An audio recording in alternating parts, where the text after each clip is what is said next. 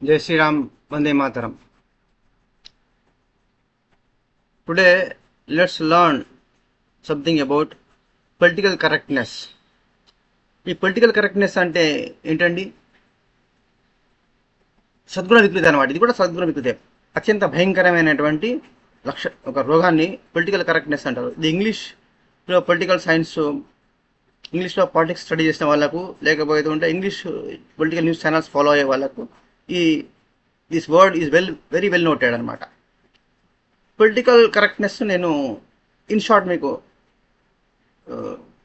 చెప్తానండి. మీనింగు ఏంటిదంటే, తీయని అబద్ధాలను చెప్పడము, పచ్చి నిజాలను చెప్పకపోవడం అనమాట.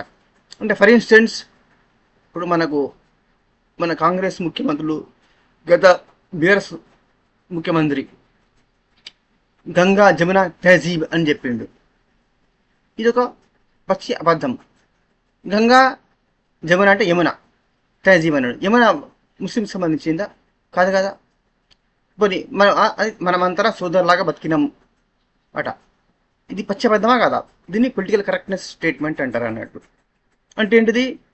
హిందువులను ఎప్పుడు అబద్ధాలు చెప్తూ మోసగిస్తూ, తీయటి అబద్ధాలను చెబుతూ ముస్లిమ్స్ను అపీస్ చేయడం అనమాట.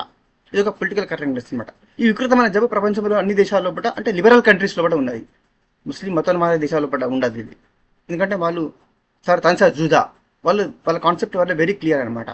ఎక్కడైతే లిబరల్ కంట్రీస్ ఉన్నాయో, north America, USA, UK, south American countries, Australia, Germany, Sweden, Switzerland, మన ఇండియా నుంచి చెప్పనక్కర్లేదు. ఇప్పుడు మన గతంలో మన ప్రీతం ప్రధానమంత్రి గారు మోడీ ఏం చెప్పారు? మదర్సాలో ఉన్నటువంటి విద్యార్థులు ఒక చేతిలో ఖురాన్ ఉంటే ఇంకొక చేతిలో ల్యాప్టాప్ ఇస్తానని చెప్పారనమాట. ఇది పొలిటికల్ కరెక్ట్నెస్ స్టేట్మెంట్ అనమాట. ల్యాప్టాప్ ఇస్తే వాడు ఏమవుతాడు? ల్యాప్టాప్ని యూజ్ చేసి ఇంకా జిహాద్ ఇంకా ఎక్స్పాండ్ చేస్తారు అనమాట. టెక్నాలజీని వాడు దేనికి వాడుకుంటాడు? జిహాద్కే వాడుకుంటాడు తప్ప వాడు మతోన్మాదాన్ని విడిచిపెట్టి భారతదేశం పట్ల విధేయతను, దేశభక్తిని నేర్చుకుంటాడా? ఖురాన్లో పట్ల దేశభక్తి అనే కాన్సెప్ట్ ఉన్నదా? చూపిస్తారు ఎవరైనా? అంటే ఇది ఏమంటారు? To appease, to please others అనమాట. వేరే వాళ్ళని సంతోషపెట్టడానికి కోసం ముఖశుద్ధి మాటలు అంటారు చూడండి. ఈ వికృతమైన జబ్బు హిందువులో బాగున్నది అనమాట. ఇది టాప్ నుంచి కింద స్థాయి వరకు ఉన్నది అన్నట్టు. ఇది 15% ఉన్న వాళ్ళకు 35% స్కీమ్స్ ఇచ్చిండు. దానివల్ల ఏమవుతుంది? దానివల్ల విని సంతోషపడి వాళ్ళ దేశభక్తులు మారి మోడీకి సపోర్ట్ చేస్తారు, వాళ్ళకి ఓట్లు ఇస్తారు అని చెప్పి. వాళ్ళు వేసిండ్రా? సపోర్ట్ చేసిండ్రా? మన ఓట్లతో గెలిచి వాళ్ళకు ఎక్కువ స్కీమ్స్ ఇచ్చి వాళ్ళకి ప్లీజ్ చేస్తాడు, ప్రయత్నం ఇస్తాడు. అంటే ప్లీజింగ్, సంతోషీకరణ అనమాట, అపీస్మెంట్ అనమాట. ఆయన కూడా అదే చేస్తాడు. ఇది ఒక వికృతమైన మానసిక వ్యాధి. ఇంకా రాజ్నాథ్ సింగ్, కేంద్ర మంత్రి, డిఫెన్స్ మినిస్టర్, ఆయన ఏం చెప్పిండు? భారతదేశంలోని ముస్లింలు ఒక్కరు కూడా ఐసీసీకి పోలేదట, ఒక్కరు కూడా జిహాద్ సపోర్ట్ ఇస్తారట. ఇంత పచ్చి అబద్ధమండి. ఎన్ఐఏ కేరళ నుంచి ఎంతమందిని పట్టుకున్నది? కొన్ని వేల మంది అమ్మాయిలను, హిందూ క్రిస్టియన్ అమ్మాయిలను, సిక్ అమ్మాయిలను ట్రాప్ చేసి సిరియా పట్టుకపోయి అక్కడ ముస్లిం మతం మార్చి వాళ్ళు పెళ్లి చేసుకొని వాళ్ళు జిహాదుల సుశీల బొమ్మలు సమేసి చచ్చి ఇద్దరు చచ్చిండ్రు. మిగిలిన సెక్స్ స్లేవ్స్గా వాడుతున్నారా లేదా? దీన్ని అల్ జిహాద్ హలాలా అనమాట. నికా హలాలా మీరు విన్నారు. ఇది అల్ జిహాద్ హలాల్.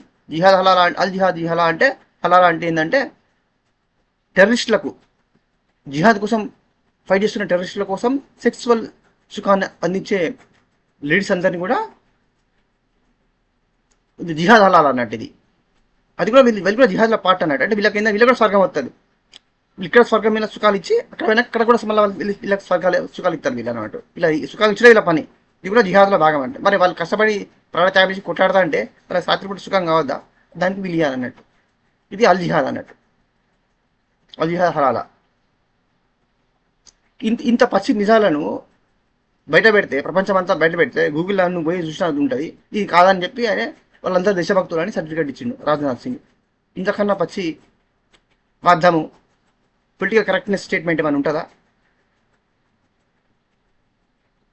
సో ఇంకా హిందువుల ఉన్న దరిద్రపు లక్షణం ఇంకోటి ఏంటంటే సద్గుణ వికృతి. వీర సావర్కర్ గారు చెప్పింది ఇదే అనమాట. మీరు ముఖస్థుతి ఇంకోరి సంతోషం కోసము మాట్లాడకండి, స్ట్రైట్ ఫార్వర్డ్గా మాట్లాడండి. నచ్చితే నచ్చుతుంది, లేకపోతే లేదు. లేకపోతే వాళ్ళకి నచ్చదు అనుకోండి, మాట్లాడకండి, మౌనంగా వెళ్ళిపోండి. మీ అక్కడి నుంచి ఆ ప్లేస్లో వదిలేసి మీరు వెళ్ళిపోండి. మీ మీ మీ ఇంటికి మీరు వెళ్ళిపోండి, మీరు అక్కడ ఉండకండి, ఆ ప్లేస్ వదిలేయండి. ఇప్పుడు మనము వాళ్ళు సెక్యులర్ హిందూ మతోన్మాదుల మీరు సెక్యులర్ లేదు, మీరు సెక్యులరిజం వాల్యూ పాటిస్తలేరు అని బీజేపీ మీద అటాక్ చేస్తున్నారు, మన హిందువులు అటాక్ చేస్తున్నారు వాళ్ళు. ఇదంతా అదొక స్ట్రాటజీ అనమాట. అప్పుడు లేదు, మేము మతోన్మాదులం కాదు, మేము సెక్యులరిస్టులము, మాకు హిందూ మతం పిచ్చి లేదు అంటే మనం నిరూపించుకుని ట్రై చేస్తాం అనమాట. వాళ్ళు మనం అటాక్ చేస్తారంటే లేదు లేదు మేము మంచి వాళ్ళం, we are good boys, good girls అని నిరూపించుకోవాలని ప్రయత్నం చేస్తాను. ఇది ఒక వికృతమైనటువంటి జబ్ అన్నమాట. You don't need their bloody certificates. You please better understand that. We are proud Hindus. Hindu సాన్ అన్న భారతదేశం అన్న ఒకటే, హిందుత్వం అన్న భారతీయత అన్న ఒకటే. Hindu is synonymous to Bharat. భారతీయత హిందుత్వ వేరు కాదు. Hindu represents what? గంగా, హిమాలయాలు, యమున, సరస్వతి, రామాయణము, మహాభారతము, వాల్మీకి, వేదవ్యాస, ఛత్రపతి శివాజీ, రామాయణ మహాభారత వేదాలు, ఉపనిషత్తులు. ఇది ఇది భారతీయత, ఇదే హిందుత్వ. భారతీయతనే హిందుత్వం, హిందుత్వమే భారతీయత. ఈ దేశంలో పుట్టినటువంటి బుద్ధ భగవానుడు అన్ మహావీరుడు గురునానక్ జీ, గురు గోవింద్ సింగ్ జీ, ఇది భారతీయత. దాంతో ఐడెంటిఫై చేసుకోవడమే భారతీయత.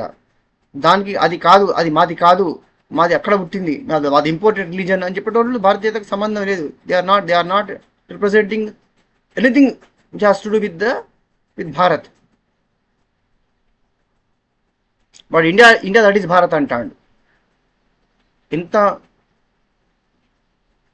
దానిలోనే మనం ట్రిక్కీగా మనను మాటలు క్లీషే అంటారు. అంటే ఏంటంటే నీకు రాంగ్ మీనింగ్స్ ఇచ్చేటటువంటి వర్డ్స్ అనమాట. ఇప్పుడు సెక్యులరిజం అయ్యింది ఫర్ ఇన్స్టెన్స్, ఇది కూడా పొలిటికల్ కరెక్ట్నెస్లో కూడా ఉన్నది. లౌకికవాదం ఏంటిది? ఏ మతంతో సంబంధం లేకుండా రాజ్య ప్రభుత్వం ఉండాలి, అధికారం ఉన్న గవర్నమెంట్స్ రిలీజియన్తో సంబంధం లేకుండా ఉండాలి. ఇది సెక్యులరిజం, వెస్ట్రన్ కాన్సెప్ట్. ఇది యాక్చువల్గా ఇంగ్లీష్లో నుంచి వచ్చిన కాన్సెప్ట్. కానీ ఇండియాలో జరుగుతున్నది ఏంటిది? Satisfy appeasing Muslims, bashing, kicking, looting Hindu దేవాలయ పైసలు దోసుకొని వాళ్ళకి పెట్టాలి. ఇది సెక్యులరిజం ఎట్లయితుంది? హిందువులను చంపాలి, తొక్కాలి, వాళ్ళని సాటిస్ఫై చేయాలి. ఇది సెక్యులరిజమా? ఇక్కడ భారతదేశంలో గవర్నమెంట్స్ చేస్తున్నది ఏంటిది? ఇస్లామిక్ మతోన్మాదం కాదా? ఇక్కడ మన వివక్ష గురవుతున్నది ఎవరు? ఈ దేశంలో third class, fourth class, fifth class పౌరులు బతుకుతున్నది హిందువులు. కాబట్టి మనము డిఫెన్స్ మోడ్ నుంచి బయటపడాలి, అఫెన్స్లో పోవడానికి మనం ప్రయత్నం చేయాలండి. సద్గుణ వికృతాలు ఏమేమి ఉన్నాయో అని గుర్తించి మనకు good boy, good girl certificates ఎవరి నుంచి అవసరం లేదు, సెక్యులరిజం సర్టిఫికేట్ ఎవరి నుంచి అవసరం లేదు. ఎస్, మీరు మతోన్మాదులు అంటే మేము బరాబర్ మతోన్మాదులమే అని చెప్పుకుందాం. భయం ఎందుకు? వాడు మేము నా యొక్క లాయల్టీ, నా విశ్వాసం మొత్తం నా మతం మీదనే. నా మతమే నాకు ఫస్ట్, నా యొక్క పుస్తకమే నాకు ఫస్ట్, దేశం కాదు. బట్ దేశానికి లాయల్టీ వాళ్ళు ఏమీ ఉండలేరు, ప్రజాస్వామ్యానికి వాళ్ళు గౌరవిస్తలేరు. ప్రజాస్వామ్యాన్ని గౌరవిస్తున్నది మనమే, చట్టాన్ని గౌరవిస్తున్నది మనమే. మన ఒక్కరి మీద రెస్పాన్సిబిలిటీ. మనం కాపాడేసుకునే దిశలో మనం ప్రయత్నం చేయాలి. హిందువులు అంటే బ్రాడర్ సెన్స్లో పట బుద్ధిస్ట్, జైన్ అన్నీ కూడా మనం యూనైట్ అవ్వాలి, హిందూ ఐక్యత కోసం ప్రయత్నం చేయాలి.